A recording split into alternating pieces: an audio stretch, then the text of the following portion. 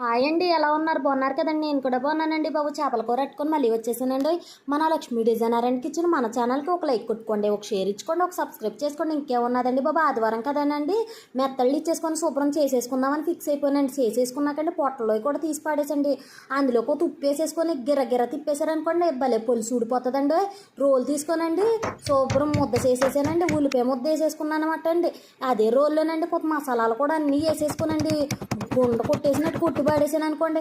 ఇందులో ఉప్పు కారం ఎందుకు వేస్తామో తెలుసండి, చేపలు త్వరగా పాడవ్వనండి బాబు. పొయ్యి మీద కడిగెట్టేసుకుని గోనూనె చొక్క వేసేసుకుని ఉల్లిపాయ ముద్ద పచ్చిమిర్చి కూడా వేసేసి మగ్గనిచ్చేసాం అనుకోండి. అయ్యి బాబు, కూర భలే టేస్ట్ వచ్చేస్తుందండి.